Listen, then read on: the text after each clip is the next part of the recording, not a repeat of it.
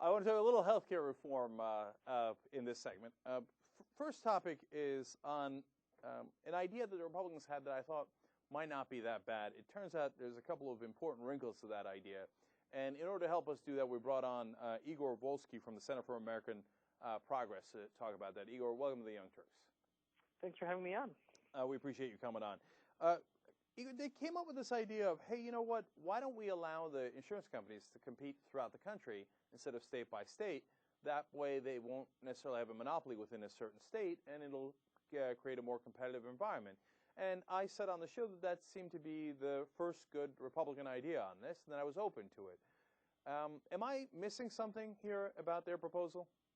Well, theoretically, as you point out, it sounds like a sensible idea. We buy so many things across state lines. Why can't we also buy health insurance? But when you sit down and think about it and you realize what health insurance really is and how health insurers make money, which is by denying claims that come in, denying care, then you realize that if you don't have anyone regulating insurers, that is mandating that they provide certain kinds of packages, they provide cancer screenings, other kinds of treatments, then you really get a race to the bottom where insurers work very, very hard to attract only the youngest and the healthiest enrollees. So they would design their packages for healthy people. If you have a chronic condition, you're certainly not going to buy a plan that doesn't include cancer treatments.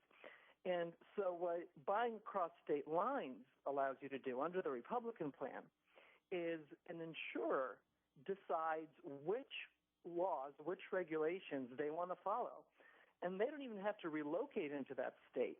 They can just designate that state as their primary state and then sell insurance across the country and only be regulated by those laws that they themselves have chosen.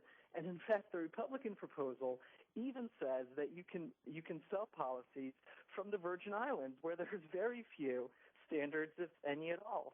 So it really allows insurers to circumvent any kind of consumer protections in the state levels and creates a lot of problems for people who really need quality insurance. Shocking that it turns out that the Republican proposal, which initially seemed sensible, is actually aimed at helping drug companies avoid regulation and healthcare companies overall. I didn't see that coming. But in this case, I literally didn't see it coming. I needed to look into it more. And, one of the tip-offs is, oh, no, let them operate out of the Virgin Islands. Okay, yes, that's a pretty large tip-off as to whether they really want to be regulated or not. And my guess is usually they don't. Now, the Democrats, though, apparently also have a similar proposal. What's the difference between the two? Yeah, the Democrat bill has something called compacts, and what it allows insurers to do is also sell across state lines, but in the Democratic proposal, states get together and decide we want to join in this compact where a single insurer can kind of establish itself in one state and then sell to all of the states in the compact. But under the Democrats' plan, it's the states that choose which laws the insurer will follow, not the insurer. Now, that's a big difference. Still there's probably going to be a lot of pressure on these states to obviously choose the state with the least amount of regulations just because of lobbying and the way these things work. And, many progressives aren't very happy with the solution. They still think that it's going to kind of create some kind of race to the bottom. But it's something in there to, I think, placate the blue dogs, the more moderate Democrats, but it's certainly a much better alternative to what the Republicans are proposing. Igor, I'm not sure I get that. How would they, like choosing the state to regulate it seems weird. Like the states get together and go, well, let's go with Hawaii? I don't get it. They decided as a group. So 5 states would come together. And in signing this compact, which, is kind of like a contract that you would sign, within that contract, the states would have to designate what the primary state is. And the primary state is the state whose laws the insurer would follow. So they would just designate, say, I don't know, Idaho as the primary state. And then the insurer within that compact would follow all of the consumer protections and the rate regulations of Idaho.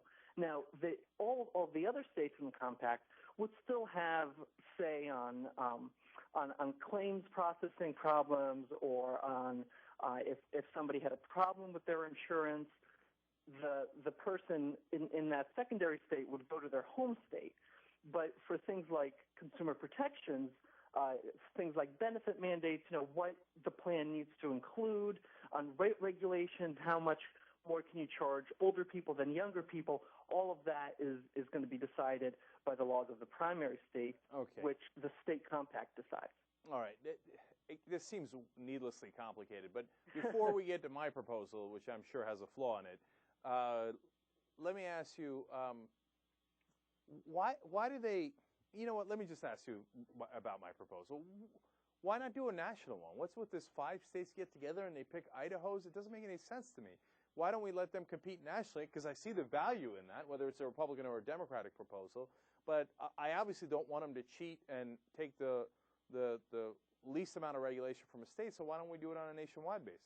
Well, in the Senate Finance bill, and remember that's just one of the bills in the Senate, hopefully we'll see a merged bill sometime tomorrow, there is something called the National Plan, which is something similar. Now, I'm not sure how exactly those plans are regulated, but I think any such proposal, kind of the key concern that progressives would have is who regulates these things. And since there's no real federal infrastructure in place right now, all these things are left to the states. That's really unclear. And insurers have been lobbying for a very long time to try to move towards a system where, they move kind of the risk and the cost of insurance towards the individual, towards these high deductible plans. And so that's kind of what a lot of us fear. That's what McCain proposed, for instance, during his campaign. And so I think your proposal would work as long as you have kind of very robust benefit standards and rate standards so that insurers wouldn't be able to design their plans to only attract the youngest people and kind of break up those very large risk pools on which insurance is based. So they were doing the state-by-state regulation because those were the people who did the regulation, but that caused somewhat of monopolies state by state, right? Now then, if I'm getting that right, and correct me if I'm wrong, and we're talking to Igor Volsky, he's an expert on this at Center for American Progress and also on ThinkProgress.org. Then how about the idea of doing this antitrust, that they were exempt from antitrust laws and that we should unexempt them? The healthcare industry doesn't seem that concerned about that provision. They're saying, yeah, sure. Look, we're on board. They even let Lieberman support that provision. So is that moot because all the regulation is actually happening state by state, and that's what's causing the mini monopolies state by state? Well, I was very interested about this antitrust exemption when the Democrats, kind of suddenly discovered this. They went from the public option to antitrust, and insurers are exempt from the antitrust exemption. And so I spoke to an antitrust lawyer, David Balto, who also works at the Center for American Progress, and I said, so, are there any studies about how much money we could save by removing this exemption or how this would affect insurers? And he said, no, there aren't, because they're so concentrated, the markets are so concentrated that even if you lifted the exemption, nothing would happen. It's up to the agencies, the federal agencies, the federal antitrust agencies that regulate these things to come in and break up the monopolies. But right now, it doesn't even matter because these insurers are so large and the markets are so concentrated that currently they're not even violating any antitrust laws. They don't need to collude because they're so large. So I think, that issue, unfortunately for the Democrats, is a bit of a red herring because it really doesn't save any money. You lift the exemption, nothing happens. It all depends on how stringent these agencies are in going after violators if violations do occur. So, I think we got to be a little weary of the antitrust thing. Yeah, as soon as no one really objected to it, whether it was the lobbyists or the Republicans that much or a lot of the Democrats who are corporatists. And then when Joe Lieberman came out and said, what? See, I let them lift the antitrust exemption, I knew that it was a fraud. It was a total sham. That's right. You knew something was wrong when the AHIP guy, the insurance lobbyist guy, went on TV and said it's not a top priority. Right. So we shouldn't get distracted by that. All right. A lot of great information in there, Igor. We really appreciate you joining us on the Young Turks. Great. Thank you. Have you seen all the TYT videos from today? Check out the Young Turks YouTube channel. Do it already.